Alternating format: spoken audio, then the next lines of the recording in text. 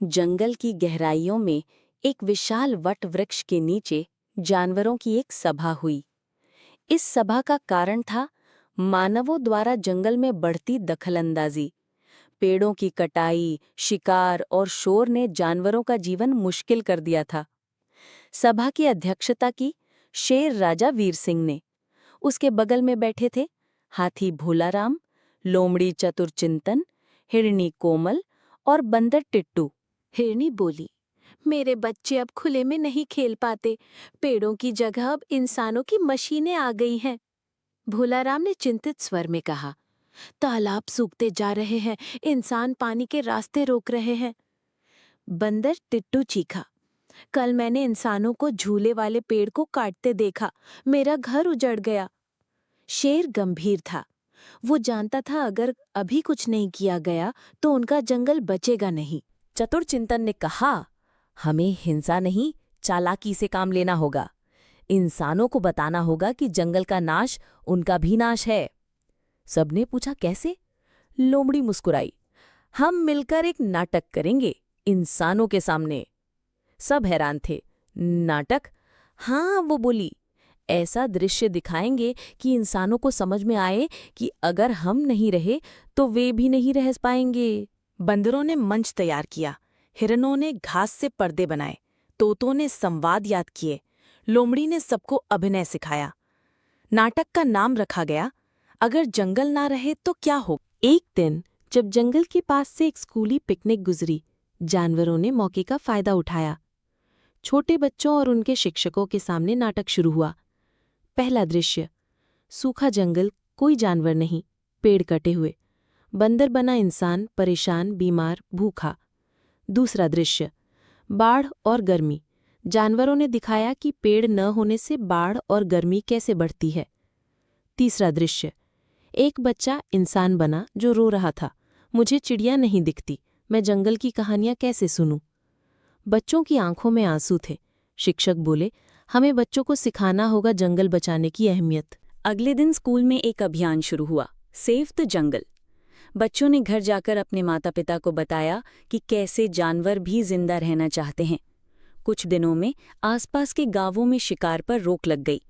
कई पेड़ों की कटाई रोकी गई। वट वृक्ष के नीचे दोबारा सभा हुई। इस बार चेहरों पर चिंता नहीं, मुस्कान थी। हाथी बोला, हमने कुछ सीखा, बुद्धि बल से बड़ा कोई बल नहीं। लोमड़ी मुस्कुराई, और मिलकर चलो तो कोई मुश्किल नहीं। शेर वीर सिंह ने गर्व से कहा, जंगल अब भी जिंदा है, क्योंकि जानवर सिर्फ दहाड़ना नहीं, समझाना भी जानते हैं। जहाँ एकता होती है वहाँ परिवर्तन होता है, और प्रकृति को बचाने की जिम्मेदारी सिर्फ इंसानों की नहीं। भूतिया कुआं। गांव धनपुर की एक पुरानी हवेली सालों से वीरान पड़ी थी। लोगों का मानना था कि वहां कोई आत्मा रहती है।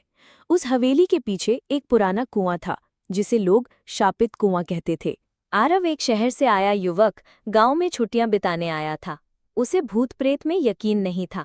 गांव में जब उसने हवेली और कुएं की कहानी सुनी तो हंस पड़ा, अरे ये तो सिर्फ अंधविश्वास है। पर दादी माँ ने गंभीर स्वर में कहा, बेटा, उस कुएं से दूर रहना, रात के वक्त वहां जाना मना है। वहां कोई है जो अब भी किसी का इंतजार कर रहा है। एक रात बिजली चली गई, गांव अंधेरे में डूब गया। आरव छत पर टहल रहा था।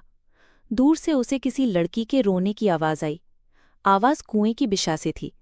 पहले तो वो डर गया, पर फिर हिम्मत करके टॉर्च लेकर चल पड़ा। कुएं के पास पहुंचकर उसने देखा, एक सफेद साड़ी में लड़की कुएं के किनारे बैठी रो रही थी। बाल खुले, चेहरा झुका हुआ। आरव ने पूछा, कौन हो तुम? इतनी रात को यहाँ क्या कर रही हो? लड़की ने सिर उठाया, पर चेहरा धुंधला था। उसकी आंखें लाल और चेहरा जला हुआ सा लग रहा था। आरव घबरा गया और पीछे हटा, लेकिन तभी लड़की बोली, क्यों आए हो यहाँ? तुम्हें डर नहीं लगता? आरव कांपते हुए बोला, माफ करो, मैं बस। लड़की हंसी, एक डरावनी हंसी, और बोली, अब तुम भी मेरे जैसे हो जाओगे, हमेशा के लिए इस कुएं से बंधे। आरव बेहोश हो गया।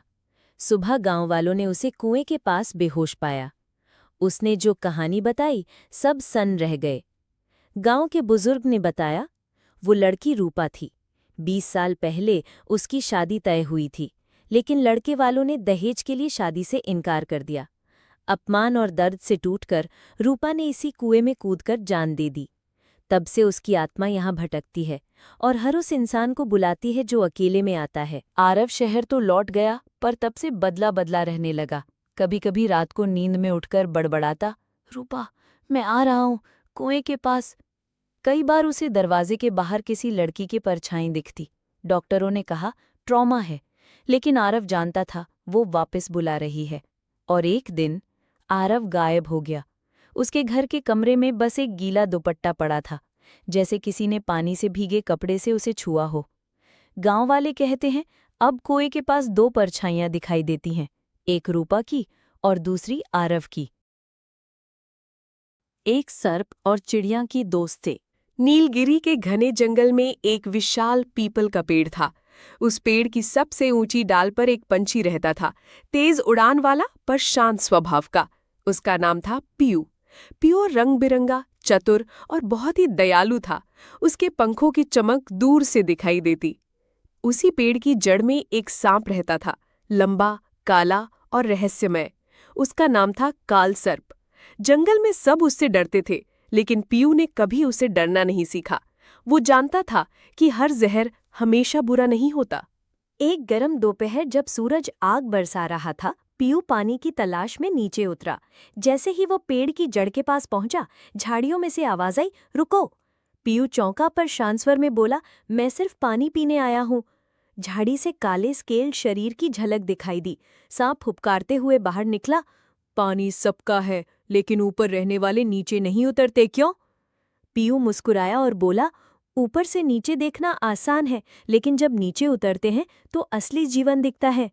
सांप को ये जवाब पसंद आया। पहली बार उसने किसी पक्षी को अपना दुश्मन नहीं माना। इसके बाद पीयू रोज नीचे आता, सांप से बातें करता। दोनों ने महसूस किया कि वे भले ही अलग प्रजातियों के हैं, पर सोच में एक जैसी गहराई है। सांप ने बताया कि वो पहले ऐसा नहीं था, जंगल के जानवरों से मिलता, बातें करता, लेकिन जब सब उससे डरने लगे तो वो भी डरावना बन गया।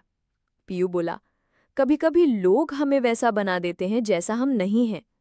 धीरे धीरे दोनों में दोस्ती हो गई, पर जंगल को ये रिश्ता रास नहीं आया। एक दिन बंदर, हिरन और उल्लू ने मिलकर जंगल की पंचायत बुलाई।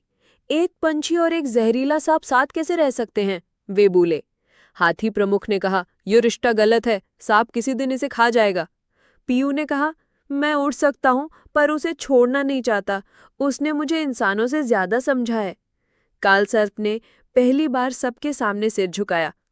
मैंने इसे नुकसान नहीं पहुंचाया, क्योंकि इसने मुझे सिर्फ सांप नहीं, एक साथी माना। एक रात जंगल में आग लग गई। हवा तेज थी, धुआं चारों ओर। सब जानवर भागने लगे। पीयू ने देखा कि आग सांप की मांद की ओर बढ़ रही थी। उसने बिना देर किए उड़ान भरी और कालसर्प को आवाज दी। बहुत देर हो गई, मैं बाहर नहीं जा सकता, जमीन जल रही है, सांप बोला। पीयू जानता था ये मौका आखिरी है। उसने पंख फैलाए, अपनी चोंच से सांप की गर्दन के पास की खाल पकड़ी और जोर से कहा, मुझ पर भरोसा कर। कभी किसी सांप ने उड़ान नहीं भरी थी। पीयू ने उसे ऊपर खींचा, धीरे धीरे, झूलते हुए, धुएं से लड़ते हुए। पेड़ की मुंजाई पर पहुंचकर उसने सांप को नीचे उतारा। आग बुझी, सांसें लौटी। जंगल में ये पहली उड़ान थी जिसमें एक पक्षी ने सांप को बचाया। अब कोई सांप को सिर्फ जहर नहीं समझता था और कोई पंछी को सिर्फ उड़ता प्राणी नहीं। उनकी दोस्ती ने जंगल का मन बदला। हर साल आग के दिन को उड़ान दिवस कहा गया। उस दिन जब एक सांप ने उड़ना सीखा और एक पंछी ने डर को हराया। सीख, दोस्ती जाति, रूप या जन्म पर नहीं, भरोसे, समझ और साहस पर टिकती है।